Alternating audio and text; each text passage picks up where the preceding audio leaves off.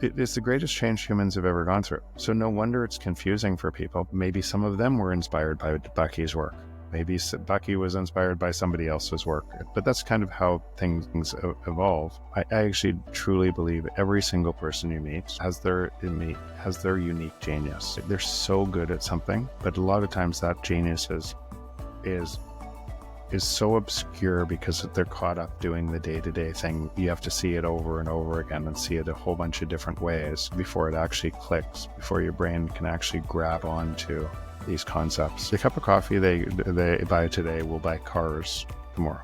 Your environment changes the way you think about the environment. So with 90 to 97.5% of people that will cheat, money's always been cheated. The time that you wanted back to live your life, the time that you wanted back to think, the time you wanted back to do all the things that you could ever dream of doing would be natural. It feels beautiful. It feels love. Belong, all of the things you would expect that to feel like. It feels like because you're connected.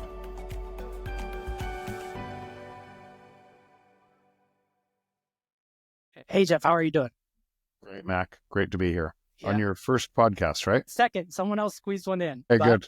Yeah, very, very close to the first. For all intents and purposes, it is the first. I feel really, really fortunate to have you here for this conversation. And this is a conversation I've been wanting to have, or actually waiting for someone else to have for a really long time. And I haven't heard anyone talk about it too deeply. And so I'm taking the initiative to do it myself, but I'm really excited to cover your work, the work of Buckminster Fuller and the Bitcoin network. It takes a really unique perspective like yours, I feel like, to approach this body of work. So I'm super excited to have this conversation. I feel like it's more relevant than ever.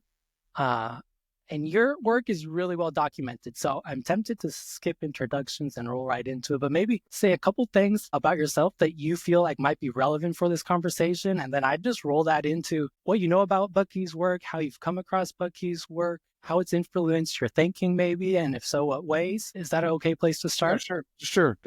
So yeah, just a high level on me. I'm an entrepreneur who couldn't understand why prices weren't falling with technology in the free market. And that led me to investigate why and realize that we had money all wrong and everything was framed wrong.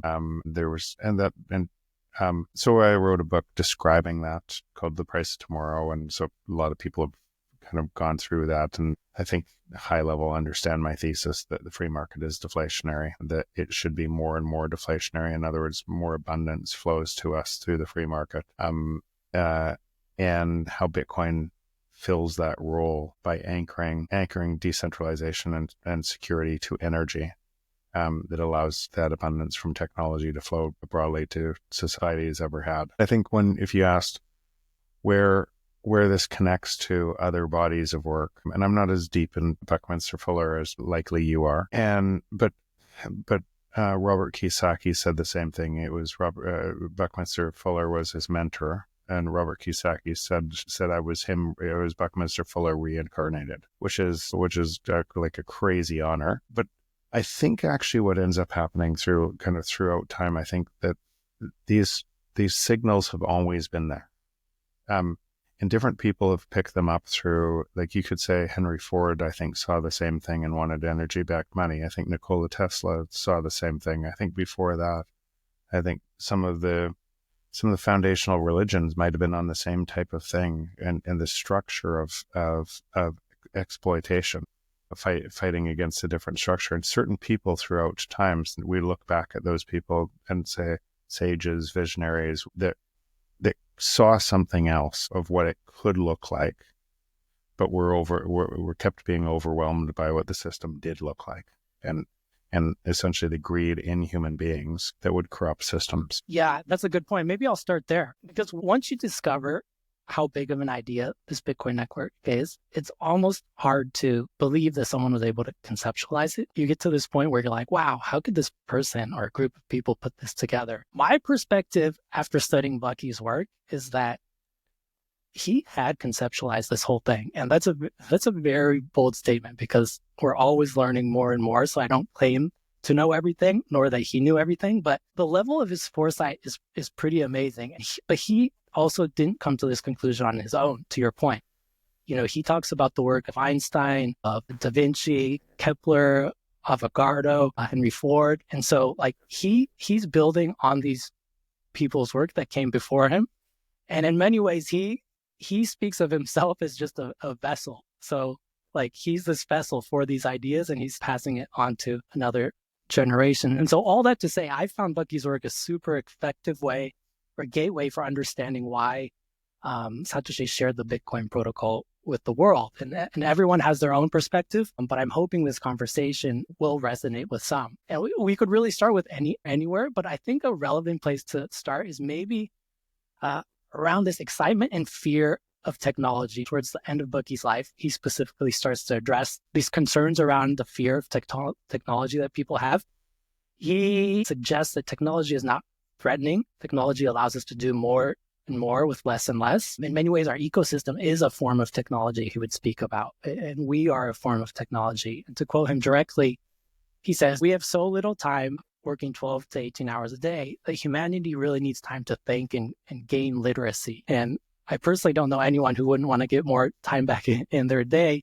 Yet there's this sentiment and fear that's looming today for technology. And I think, a lot of that has to do with this asymmetry in information that you speak to quite a bit. And so I know it's a bit of a loaded question, but can you talk a little bit about why this pending creative destruction is necessary, inevitable, ultimately good for us, and then maybe why a system level change is necessary for those benefits of technology to flow to everybody? Yeah, and this is obviously that question can take it can dive into whatever layer you wanted to go in that question, because it touches just about everything. It just keeps on going. You could keep on going. So let's start with where you ended in the question. Why is this inevitable? This is inevitable because the natural state of the free market is deflation. Our ideas create value, and those ideas, whether we call them technology, right? That's really what technology is. It's our ideas encoded into something that we call a name to be able to provide us more value. And our ideas, the free market of ideas, competes better than any centralized system of ideas, because a centralized system must block ideas. So the free market of ideas and the free market of you only using things that provide you more value out of those ideas means the free market in technology is deflationary and exponentially deflationary, because more and more people, it means more minds connected will create more ideas that are in service of all of us. And we become the network in service of us. That's what that would look like. I think that's some of the same things Bucky would talk about from a different lens. We don't live in that, or most people don't live in that system. If you're truly in Bitcoin, measuring from Bitcoin, and you're investing in Bitcoin and you're spending all of your time and spending in Bitcoin, you live in that system. You live in the first global free market that's ever existed, and it's expanding. And what does that feel like? It feels beautiful. It feels beautiful. It feels love, it feels belong, all of the things you would expect that to feel like. It feels like, because you're connected. And it's happening at a crazy pace. So it touches our consciousness, it touches everything. If you're measuring from a different system, whether you're measuring Bitcoin in the US dollar and you think Bitcoin's going up because you're going to trade Bitcoin for a piece of paper one day, or you're not in Bitcoin, you think it's a scam, you're disconnected. You're in the centralizing system, and it would feel worse for you. And if you believe that your truth is your truth, so I have to use this example often because I kind of turn the mirror around on myself to make sure I'm doing the things I want to as well. But if I walked down the street with somebody who showed up as a victim and I saw opportunity everywhere and they didn't, both realities would be true for both of us. They would just be different, right? And I didn't say mine was more true. That reality would be just as true for the victim as it is for me. So the question is, how do we come up within our own minds, our ideas, and what influences those ideas to create those impacts that then we look at the world and we create value, or we get stuck in our own way? And this type of change, and Bucky, I think, is right there. This type of change, if you're stuck inside the system and you're in a place of fear, because you can't pay your bills, or you can't, and you're not going to pay your rent at the end of the month. Or you might be so stuck in the system, you might not realize you're making it stronger with all your actions within it. And you might not see that Bitcoin could free you in an instant from that. And just if you spent more time in Bitcoin. But so each person, as this massive change, the system-wide change happen, each person would see that in their own time as they moved energy from essentially an exploitive system that preys on you and centralizes from that, to a cooperative and competitive system that is in service of you. Why it's such a big idea is because it's never existed before. And even if Bucky and Ford and many others throughout history, Mises, wanted it to exist, there was no way to be able to create it to exist that would overcome essentially humans' ability to cheat. That's a really good point, because I'm not sure we'll get to it in this conversation, but I've come to the conclusion that Bucky understood it wouldn't come together in his lifetime. He time locked Bitcoin into his architecture and his writing, knowing he wouldn't be around to see it, but he used his architecture as a vessel. And I've come to the conclusion that many people have misunderstood his work. We've taken it literally in many ways, but he's pretty explicit in his writing that his architecture is really just more of a philosophy, a applied philosophy, so to make invisible ideas tangible. And when you look at it like that, there are signs that he's time locked the idea into his architecture, and that's the kind of foresight I think he had. And I've found signs that he understood everything from the physics to the philosophy behind this. He understood the problem, and so it's a really amazing way that he used his architecture to communicate through time, because he knew he wasn't going to be around to see it. Yeah, I buy that, and I buy that's been true for many other people throughout who've seen this, but couldn't put all the pieces together at that time to be able to actually free humanity and have everybody else see it. Yeah. So I do believe that. Yeah, interesting. Well, you touched on networks as a form of technology, and I'd love to dig into that a little bit deeper. Bucky talked a lot about networks. I've also heard you say we are nodes on a network, and I think that very much also aligns with his thinking there. To quote him directly, he said, "The larger the number of people for whom I work, the more positively effective I become. Thus, it's obvious that if I work and always only for all of humanity, I will be optimally effective." And I've heard you recently say, or maybe say a number of times, that the great thing about the Bitcoin network is that you work for everyone and everyone works for you. And I think that's so true, but can you explain that a little bit? Yeah, and if you just look at the free market, you'll trade with people all over the world. You'll trade with people that you don't like because it's in service of you. So it's the only thing we've ever found that both people win. All people win by trading. And so that process is competitive. And let's just imagine you would create a whole bunch of value and that value had to create better value than what was there before. And then if you created that value, then a whole bunch of people would use your product or service. And then that would create margin for you. So you would win as you essentially destroyed a different competitor, right? That was too high priced. Mm-hmm. And then somebody would come and look at your margin as an opportunity, and they would try to create more value from it. And when the whole world is working like that, then that means every single person is in service of every other person through the free market force, because the way to gain more value is to be better than anybody else, to provide more value to somebody else. And so that process, if we lived in a free market, which most people don't, they live in an exploitive market, would mean prices would fall forever at a faster and faster rate. And the time that you wanted back to live your life, time that you wanted back to think, time you wanted back to do all the things that you could ever dream of doing would be natural. It would be the output of what we just talked about, because you only believe you need more monetary units to pay for the prices that are artificially constructed to rise in the environment you live in. And in the other environment, in the free market, prices would continue to fall forever. There would be no monopolies. No one could have a long-term monopoly because it would because that monopoly would face pressure from all of the entrepreneurs trying to attack that margin. I mean, and when I say all the entrepreneurs, eventually 8 billion people on the planet, in service of 8 billion people on the planet. So what Bucky described in a different way is exactly that. In fact, this is where Robert Kiyosaki was saying my work, that's why it connected to Bucky's in the exact same way. Bucky taught him that the more you help people, the better you do. And it's the same thing that I talk about in the free market is driving this. We are all connected. We literally are all connected.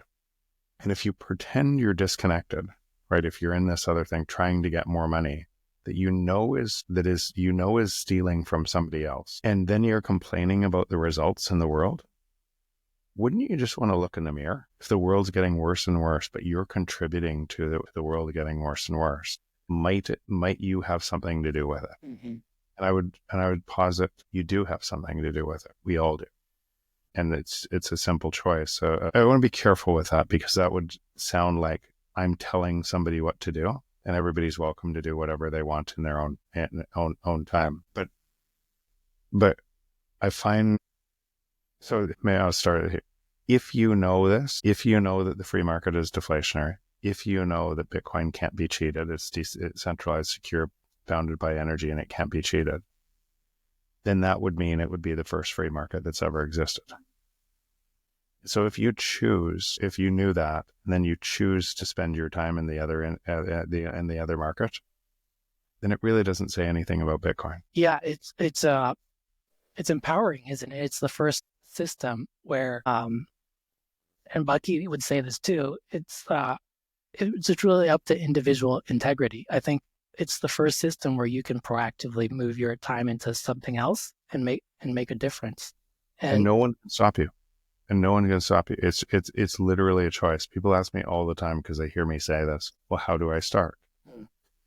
I could go through hundreds of people that I know personally that started 4 years ago in the same spot as many people are asking me today.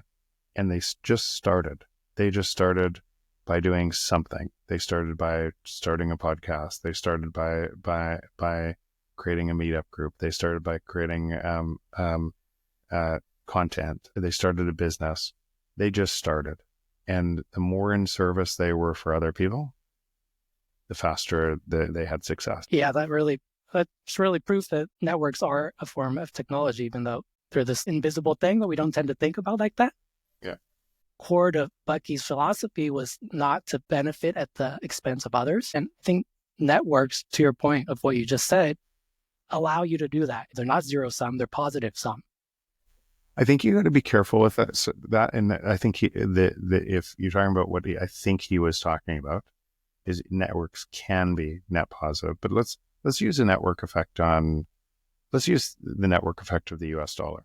The US dollar today has a strong network effect that is net positive for some people in the world, but very net negative. Its success has to come from stealing from people. So if the success of everything on top of that US dollar has to come from stealing, then what would life look like on top of a network like that?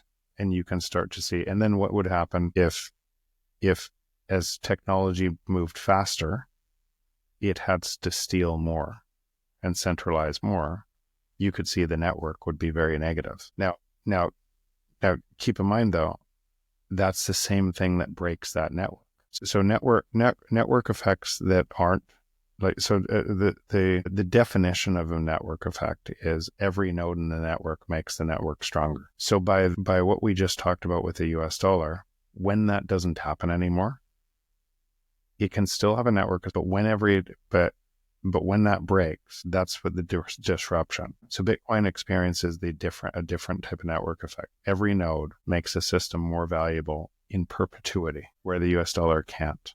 And that's why the US dollar will break for sure in time Bitcoin. Yeah, that's a good point. Maybe it's not inherent in the properties of a network that they're net positive. It can go either way. In the early going, a lot of people, the same thing as a network effect in Amazon or Google. It looks like it doesn't have a cost. But let's use Google. If the network effect is that big and they control all information, it has a cost because then they sort the information and other information can be seen, or they tell you what the world looks like as it centralizes. And those are the demise of those types of networks, because they're actually centralized control systems instead of a network effect that drives more value with each node. So speaking of two different systems, in this case, US dollar or Bitcoin network, Bitcoin is often compared to gold, and there's a number of well-documented differences that give Bitcoin superior properties. But I'm really curious about your thoughts on this. There's one key difference in Bucky's work that I don't hear many people talking about, and that's this idea of passive versus active resistance. Gandhi and Bucky talked about this. To quote Bucky directly, he says, "Passive resistance will not amplify the production of life support." This is a really interesting difference that I don't hear many people talking about between gold and Bitcoin. For me, it's where the better version of gold or non-productive asset analogy falls apart, because as you've seen and you've witnessed, you've gone around the world and seen how this network empowers communities around the world in a way that gold can't. And that has to do with that hash rate side of the network. This framework was one aspect of Bucky's work that convinced me that the energy benefits of the network are not really an accidental side effect. I feel like they're an important and intentional part of the system that was engineered. Yeah, they have to be. Proof of work is part of this, and they have to be. It's part of the engineering of the Bitcoin.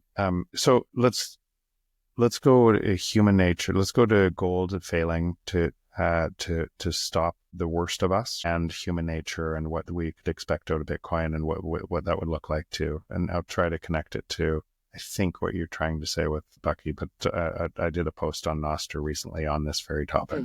So gold always was centralized, right? And then we would build derivative instruments on top of it, or we would invade another country and steal their gold, right? We would essentially, humans would cheat gold, and we'd reprice gold, and we'd reprice gold. So, and because it was centralized, it could never act. If it could work long-term as a store of value to keep us honest, it would have worked, right? So if you just start in 5,000 years of human history, until Bitcoin, we've never not lived in an exploitive system. And why might that be? Because if you looked at game theory and payoff matrices with game theory, you could say, so what you find is that even if you wouldn't get caught and the payoff was outstanding, it was a huge number. Let's say 1 million, 2 million, 10 million, 20 million, 100 million. It just kept going. 2.5 to 10% of people won't cheat. You wouldn't get caught, and the money was outrageous. So what does that leave you? It leaves you with 90 to 97.5% of people will cheat at some sort of payoff matrix. Money is the ultimate honeypot, because if you could cheat, if you could control money, people didn't see that you were stealing a little bit, then you could accrue massive wealth and power. So with 90 to 97.5% of people that will cheat, money's always been cheated. And that's why we live in an exploitive system, and it just keeps on replaying it over and over. And then we go to war to reset the currency. We build institutions because we kill so many people, and we build institutions saying we'll never do that again. Reset the currency, and it starts again. Right? Same process throughout time, and it's always been the same process. So Bitcoin allows us to move off of that, but how? And this is the part I wanted to connect to what you were saying. So if game theory and the payoff matrices say that, then let's use 2.5% instead of 10%.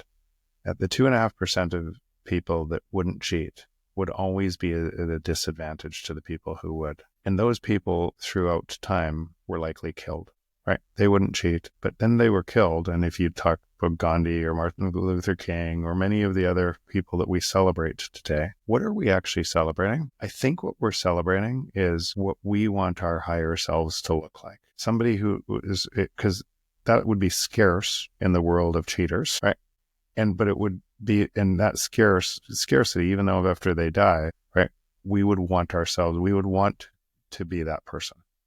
But most people aren't. They can't resist the cheating. They tell themselves, I can't for my family. I have to do it for my family or for this. Most people won't do that. So what would Bitcoin do with the nodes and that decentralized network that protects us? Those anonymous people who wouldn't cheat are the people that lean into the system, run nodes,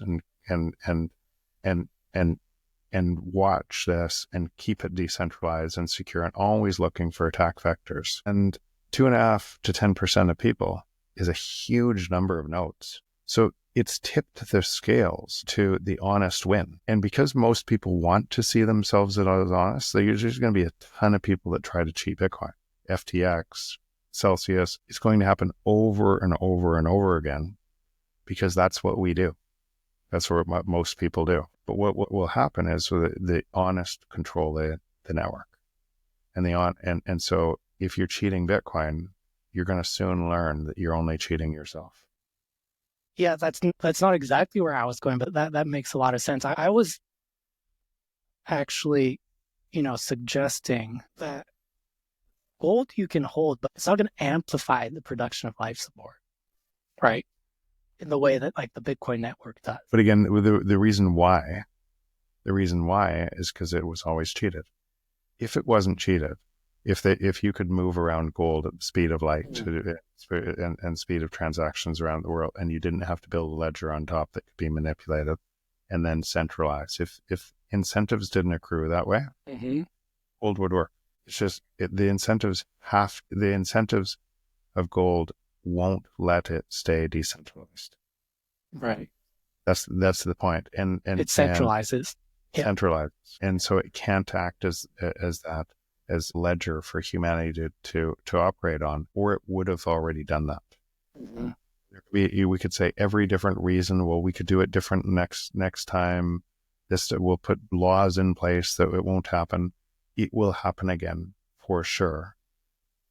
On something like gold, because if we could get out of our own way to be able to act on an honest network, we would have. Bitcoin has to impose that discipline. It has to give something different. And what it gave is somebody like me can run a node anonymously anywhere in the world, and you have to negotiate with me to change the rules. And my node confirms everything. And so what it gave all of the people who understand this. Do you think the people that are buying ETFs understand this and are running nodes? So that's the difference. The difference is, as you understand this, a whole bunch of the people that understand it go deeper and deeper, and they start running nodes and they start contributing to the network. And that's what I think, Bucky, and what you're talking about. Then it becomes a massive amplifier for the productivity of the world to flow to the society where it couldn't before. And every new node, every new person adding their voice, whatever they do on that system, they're making it stronger. That's exactly right. It's forcing a flywheel of innovation, or forcing you to innovate and stay decentralized. And through that, you're growing your wealth. I had somebody challenge me that was in one of the Wolf cohorts that didn't get funded out of the Wolf cohorts. And they said, well, there's a lot of companies that fail, that aren't able to raise capital and everything else. And they said that's a sign of Bitcoin. I said that has nothing on the sign of Bitcoin at all. The free market is hard. The free market is brutally hard because you're competing against everything to provide value to somebody else, against all of the other ideas, and you have to do it better than other people. And that's what the Bitcoin network looks like. Proof of work is doing that work and finding the piece of thing that you are so great at, that you provide value to other people, that becomes the thing that you get paid for in this. Now, the amount of sats you'll need, the amount of Bitcoin you'll need, will keep going down in time because all prices will fall because the entire world's going to move to here. And all of that productivity flows to you if you're on the network anyways. But it's hard to stand out. You have to deliver more value to be able to stand out. It looks very different than the existing world that's constructed to be a 9 to 5 job that sucks your energy. You mean you've talked a little bit about the information you have changing what you see?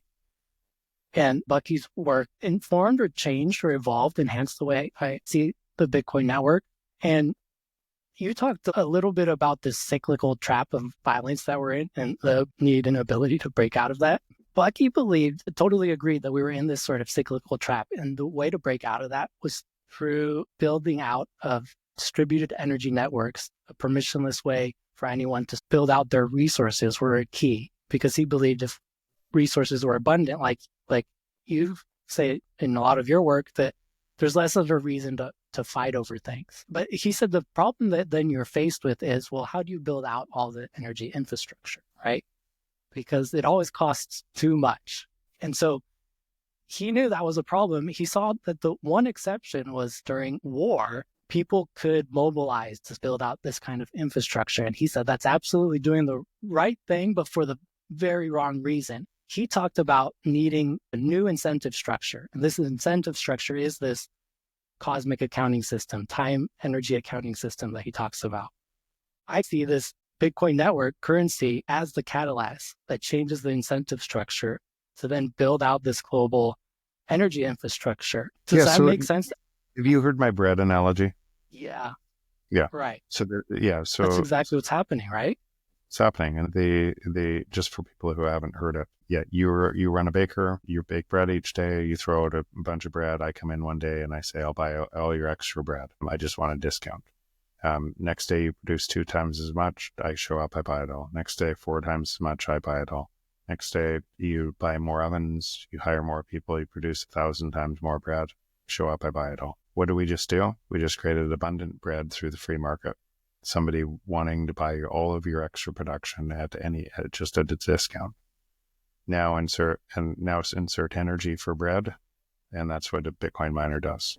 All over the world, you have a free market for energy, chasing abundant energy that was always here. We made bad choices on energy, but energy prices are falling in Bitcoin terms. And energy prices will fall forever in Bitcoin terms. And Bitcoin will chase lower and lower cost energy and help fund more energy infrastructure all over the world. That's what's happening right now. And people are asking, when is this happening? Well, it's happening. Yeah, I totally agree. I'm curious, do you think that is this accidental side effect of the system, or it seems very intentional to me? I think it's very intentional. And you probably heard me talk about this too. So there were many people who knew this way before I did. Bucky potentially being one of them, others throughout history but not a way to do it. But if you just look at a more recent example, the cypherpunks, many of them, they might not have known every piece of this, but certain pieces. And why was this inevitable? This was inevitable because the free market, one market centralizing, and people understanding where that would go, would obviously try to attack that, just like the free market would do. And that's what who you could call the early cypherpunks, the Cypherpunk Manifesto, wanting to wrestle money from state, needing to, because of the dangers. And they saw this way before us. Maybe some of them were inspired by Bucky's work. Maybe Bucky was inspired by somebody else's work. But that's kind of how things evolve. And the chaos creates the opportunity. Because if the other system worked perfectly, there would be no need for Bitcoin. But it wasn't. It was going to careen off course. It was going to be this centralized structure, which creates way more of a need. And then if you looked at the early list, there were in 1992, there were 70 people on that list. And all of those mistakes, all of the different eCash and different things that at the time didn't work, right? And they failed and they failed and they failed. And but all of the mistakes, all of the failures led to the success. So now we look at Satoshi and say crystallizing the success, and we think it was this one insight or giant insight of all the things, but it wasn't. It was a combinatorial approach with a couple of things that were different, right?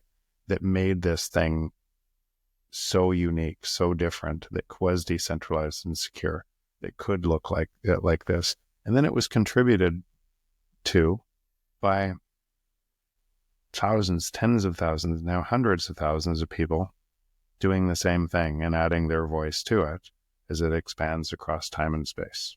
Right? That's what's and so what's so powerful about it is us. Right? I've said this numerous times, but it's the best of us inscribed into a network for the best for us.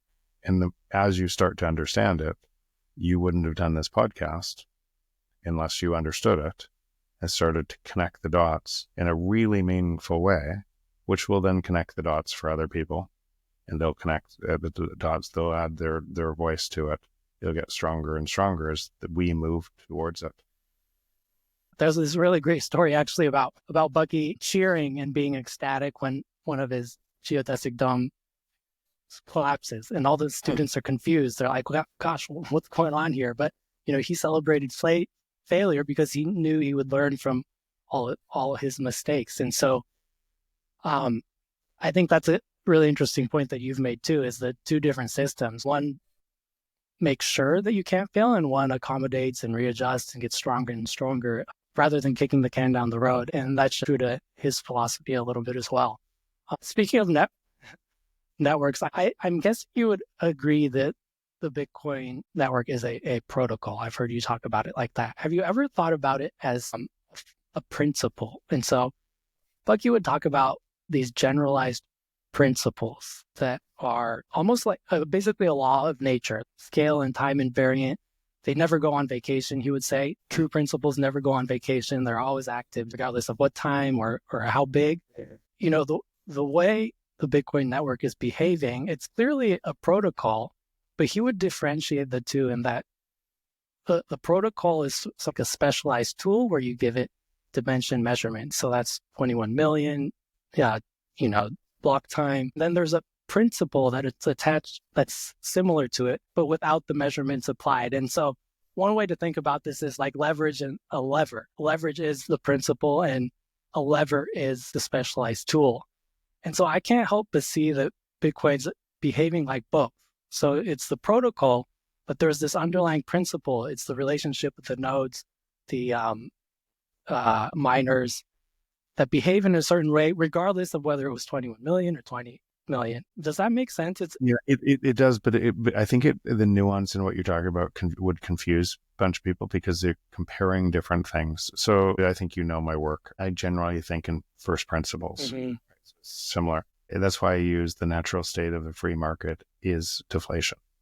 That is a first principle. It's unimpeachable. You cannot argue it, right? So that has some really important derivatives of that, right? It means you've never lived in a global free market. You've heard you've lived in a global free market, mm-hmm. but you couldn't have if that's a first principle. And that first principle that starts to break your brain, because now you have to question a whole bunch of the other things that you thought. So I like to think in first principles and then build up from then. And what does that mean? So you've heard me say, if Bitcoin stays decentralized and secure and bounded by energy, then it will reprice everything. That's the first principle from the other first principle. And why will it reprice everything? Because it's the first free market that's ever existed. I realize in human nature, they don't know, most people wouldn't know that, and they're pricing from a US piece of paper or a Turkish piece of paper or something, and they think prices are going up. But the laws of nature say they're not, because we have just now bounded, mm-hmm. We're now bounded to energy in this system that is pricing the first global free market that's ever existed. And so you can now understand from those first principles what will happen everywhere as people's minds change, as this imposes a new discipline. You can actually see virtually everything that's going to happen from both systems just from those. But why I call it a protocol specifically is because it's a different concept. The protocols don't come around very often. Mm-hmm. Come in layers, and most people are confused about Bitcoin because they hear about crypto and they hear about all this other nonsense, and they don't understand that the protocols come in layers and give more and more functionality through layers instead of new coins. And and also in protocols, they're winner take all. There isn't two internet protocols. Like consolidating into one, is that right? The right way to think about it? Yeah, because all of the functionality exists there. You either are on the internet or you're yeah. And so I just think, and this is just where you get in different people's understanding of a word can have radically different implications to how they're viewing that. But I would agree with Bucky, violently agree, that I think in first principles, and I think in driving from first principles, but I would call Bitcoin a protocol because I think it's easier to describe what's coming through that lens. I think that totally makes sense. And to double down on that point, Bucky was very adamant about using the right words, because many people can interpret the same words in different ways. And so he'd often even make up words if he didn't have the right word, which is part of what makes his work kind of inaccessible and intimidating. But it's a really important point because you have to kind of agree on what the words mean. I'm interested in hearing you talk about this hurdle rate, actually. I know we're jumping around a little bit. That's all good. This is also something he's talked about, and I feel like it's timely and it's pretty difficult to wrap your head around. But it feels like it's going to completely change the way we think about productivity. Everything. And that's it's going to change the way you think about everything over time, not just productivity. It's going to change the way you think about consciousness over time, the way you think about connection to people. It's going to change. It touches everything. It has to, because money touches everything. The trade between humans that allows you to live the life you live exists because of the trade between humans and the ideas that come out of our minds. Otherwise, your life wouldn't look like this if those ideas couldn't contribute to your life. Now, what allows that trade to work is money, right? So and you wouldn't need it. You could just hunter-gatherer, live in a small community, and you don't need any money, and trust each person has their back. And so you didn't kill an animal for a month. Your family would still eat because somebody else did, right? You could share resources and do that, but it doesn't scale. Right. So money allowed us to scale where we could provide service to people all over the world through our unique thing that we were really great at. It allowed us to act almost like a global supercomputer, us all connected. And the more connected we were, the faster productivity we had, and the faster we built things with societies. But money also got co-opted, and always got co-opted. So money has to touch everything. And we can easily say, oh, well, we don't care about money. But you do when you can't eat, right? Or your family can't eat. So you might pretend you don't care about it. You might, but most people need it, and there's a way it operates. So it has to touch everything else, and it has to touch how you think about everything else, because it's so connected. Your environment changes the way you think about the environment, right? It's not just a one-way thing. You're not just this. It's this conversation between you and I. We cannot, both of us will change out of it. Maybe a tiny bit, maybe a lot, but we will both come away changed from this conversation. Other people listening to this, some people will maybe change a lot out of listening to this. That is the connection between us. And it conspires to create more value, because we talk to somebody, we see something, and we see a pain, and we try to solve that pain. We create value from that. And the exchange of money is just native to that. So if money isn't manipulated, it means that connection is really strong all over the world. And it means you literally will eventually have 8 billion people in service of 8 billion people. It's inevitable, which has to change everything. What you're suggesting is a very big deal, or a very big change. It's the biggest deal. It's the greatest change humans have ever gone through. Yeah. So no wonder it's confusing for people, because it's that great a change. But this is something that I'm really careful on. That's why I say, if it stays decentralized and secure, that is inevitable. Not that might happen. That will happen for sure. 8 billion people in service of 8 billion people. If this stays decentralized and secure, it might be chaotic on the way through. You might measure it from the other system and get flushed out on the but if you are in this system, you are one of the nodes in the early going of delivering us in service to 8 billion people for 8 billion people, and that will happen. And why will it stay decentralized and secure? Because of the same thing. Because once you know that, you start contributing your time to make sure it will. So I kind of want to dig on this one, because I think it's such a big idea. But you've talked about this new hurdle rate, so that's going to change the way everyone thinks about how they behave, what type of businesses they get into, how they spend their time a day. That's what you're suggesting, right? Yeah. So, and I'm only partially capturing the hurdle rate. So the hurdle rate, the IRR Bitcoin, the yearly compounded return, is 45%. Yeah. But that's the compounded return against the existing fiat system. Right. So, and that'll keep going. I suspect that'll keep going. If the lowest time, if you invested at the high of Bitcoin and held it for 4 years, the lowest you could ever get was 20% return every year. But that beats every other hurdle rate.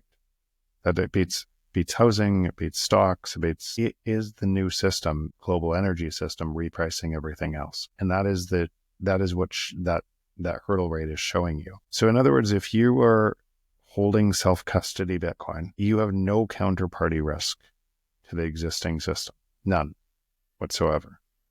And that would mean, as a first principle, that no counterparty risk, does the government print tomorrow? Because if they don't print tomorrow, your house price will collapse, your bank will collapse. If they don't print God loads of money. So when they say liquidity or easing, that's what they mean. Dilute your capital, dilute your money. So everything in your entire capital stack has counterparty risk to what we're talking about, except for Bitcoin. And so what that would mean is that is the true risk-free rate of the world. The true risk-free rate. You don't have to take any risk, and you can get a 45% return per year. And that makes you start to question all of your other returns that you're making or your supposed returns that you think you're making 8% on your house because the debasement rate is 8%. And then when you go to sell your house, all the food prices and everything are so that much more expensive. So you didn't make any money on your house. So you're parking your money in these assets all over the world. And what does that mean? 8% versus 45%. It means you're losing 37% a year. It's a big deal. A big deal. And as people start to realize that and experience the pain from that, more people will move into Bitcoin. And and more people will realize that's the risk-free rate. But that only captures part of the risk-free rate. The other part of it is all prices will fall against that forever. All right. So you're suggesting then that if you can't beat that hurdle rate, you shouldn't be in business. You shouldn't be in business. Yeah, that's a big deal. I mean, you clearly know this, but think about the amount of people spending their time and energy to try to get 2 or 3%, and they're losing 42% a year. Yeah, it's a very weird concept, but I think you're 100% right. It's the way, I guess, Bucky would think about it is he said things along the line of, if you have a true accounting system, you'll realize that in many cases, it makes more sense to stay at home and not go to work, which fundamentally sounds lazy and crazy. But I think that's exactly what we're coming to realize is unless you're beating that hurdle rate as a business, all the other energy and stuff you're using is net negative, so to speak. So now think about what you could do inside the new Bitcoin ecosystem. And if you just make a little bit of sats, so what I spend today on Nostr each day giving out people 1,000 sats, 2,000 sats, and they buy a cup of coffee. The cup of coffee they buy today will buy cars tomorrow. Right? That's what's going to happen if they save. So now what would happen in business on top of that? You wouldn't have to make very much in sats. You could deliver tons of value to other people while just being in Bitcoin. and producing businesses that collect sats. And you're accruing more on top of a monetary asset that is repricing everything else at 45% rate per year. Yeah, that's a wild realization to come to. And so this is the shocking realization, even in our fund. I can't believe more people aren't doing this. Yeah, I can't believe. From your point of view, you see a lot. Like, how many people realize this or are adjusting their business to account for this and denominating in Bitcoin? We are so early. It's so crazy early because people don't realize. So many people can get to the part they agree with the first principle that a natural state of the free market is deflation. They agree that they can get to the point Bitcoin can't be changed. It's bounded by energy. It's decentralized and secure. So it must be pricing the free market. And then they go back to the other market, spend all their time there. And so, I think it's just because this is so different, such a different paradigm than we've ever lived in. So you have to see it over and over again and see it a whole bunch of different ways before it actually clicks, before your brain can actually grab onto these concepts. Are you tired of repeating yourself yet? Because I think you're right. It takes a long time to get there. Yeah. So I'm actually not tired of it. In fact, not at all. So, not at all. I do feel like I say the same thing, and for people who listen to me over and over again, I hope that I can provide some sort of nugget of value. But I have seen so many lights just finally click on, and once they do, it's just a totally for their life. Their life is forever changed in such a powerful way. I think you're right. It just takes time to get there because it's so different than what we're used to. To your point, there's nothing to compare it to, so you can't use something, a previous analogy or history to compare it to. You just kind of have to start from first principles, like you said, and get there. But that just takes so much time because it's just so different from where we are today. This is such a esoteric topic that we've bounced around a little bit. It's kind of hard to talk to, but I do appreciate you carving out time to have this conversation. Maybe I'll end on this piece about education, because to Bucky, having the tools available was not enough. So people needed to know that the tools were available. Otherwise, they're just there. And so I think the same is true for Bitcoin. In many ways, it solves many of the world's problems. But if no one knows that it's there, it doesn't do much good. And he approached this in a way where he would change the environment instead of changing people, because he knew how hard it is to change people's minds. And I feel like that's exactly what Satoshi did, right? He sort of puts this thing in the world, changes the environment, and walks away. You've been very generous with your time teaching people and coaching people and educating people. But I've also noticed you're starting to move your energy away from maybe teaching and just building out this network. Maybe you can close on why that's been your approach and why you've found that to be an effective way to make change. Yeah, so everyone has, I actually truly believe every single person you meet, or almost every single person you have, has their unique genius. They're so good at something, but a lot of times that genius is so obscure because they're caught up doing the day-to-day thing that is taking away. And so the thing I'm really good at is seeing where markets are going, helping businesses succeed. And I'm good at it because I've failed a whole bunch of times in doing it too. So, but I'm an entrepreneur who's been pretty successful at seeing patterns and where the future is going and tying into creating value for other people. And I've done it time and time again, and also made mistakes on timing and the works. And I can give more there and help this ecosystem faster by putting myself in service to other entrepreneurs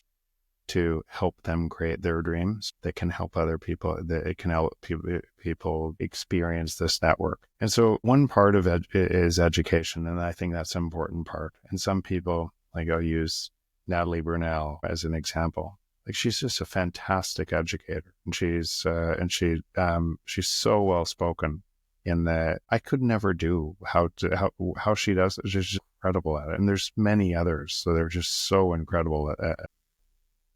And that is this part of the leg of the stool that's needed, right? It's really important. There's other podcasters and there's other people that's, you look at me, Pure Mayor Bitcoin, which John's done, and to create open source training for the world to use, and each person kind of finding their value in this network and contributing their value. And I'm really good at helping entrepreneurs create the value that they want to create. And so I believe that as people are experiencing Bitcoin 5 years ago, 10 years ago, it was way harder to experience than it is today. And it's getting easier because entrepreneurs are finding ways to make it easier. Lightning, Liquid, a whole bunch of scaling solutions and other valuable businesses. Those valuable businesses are coming from solving pain in the market for other people. And so I think that's what one thing I'd encourage people to look at is they're screaming at the pain in the market today. And most people are spending all of their time screaming at it. Whether Trump, whether this, all different sides of it, they're spending all of their time there. But it's a signal to how to solve that pain for other people. And this is wide open for anybody to open and solve what they are really great at in the world onto an honest network that can help other people. And they'll get paid extraordinarily well if they're really valuable to other people. Yeah, that's a really great point to end on. What I love about this particular system is it lets you disrupt yourself in many ways and without compromising your well-being. And on the other system, there's no incentive to disrupt yourself. This one's a little bit different. It sort of prompts you to keep innovating, and it allows you to disrupt yourself. I think it's aligned. I think it's because it's aligned. Right. It's what would just ask a really simple question. What would all your work on top of a dishonest system look like? What would your relationships look like? What would the news media look like? What would politicians look like? What would all things look like on top of a dishonest system? And then ask the same thing, what would it look like on an honest system? Like, what would trust look like on both? And so why people come over to Bitcoin and then they kind of stay in it and they meet other Bitcoiners and they just immediate connection is because they don't have to worry about that trust. It's already there. If you've gone deep down the route, you know, or you have a high degree of conviction that other people have gone down that rabbit hole with you and they think similarly on these issues. And they're also wanting an honest ledger for the world. Seems like a place you'd want to spend your time. Yeah, absolutely. Last Bucky analogy, I swear, but you just prompted his Dymaxion map was just a way for him. He understood the exact same thing. If you're looking at the world through a distorted map, then you can't solve the problems. You're solving the wrong problems. And so his Dymaxion map was a way to find the best map of the globe. And it was his analogy for basically exactly what you said, finding clarity and solving problems. And so I really appreciate you carving out time, Jeff. I know you've done many of these. It's a tricky thing to talk about. And I've found very few people who are willing to engage in Bucky's work. It's something I haven't figured out quite how to talk through yet, but conversations like these really help. Yeah, no, thanks for doing it. And thanks for kind of bringing that to the fore. You obviously are really deep on that work deeper than most people I know. And I think it's a really great connection to Bucky, his work and what Bitcoin means. I think, like I say, I think he's probably saying very much the same thing through different words. Yeah, and to me, the fact that many people are saying this, and what's unique about him is he wasn't carrying any bags. Obviously, all these people who came before the network talking about this weren't talking their own bags, right? There's something deeper there, and I think his work just shows that. And so I appreciate you coaching me through this and helping me figure out ways to talk about his work, because I think it's more relevant than ever. Any last comments? No, just thanks for doing this, and I'm wishing you the best of luck with the rest of your show. Good for you for jumping into it. Yeah, thank you. I was kind of forced into it, but so far I've been having fun and learning a lot. So appreciate the conversation, Jeff. Excellent. Thanks, Mac.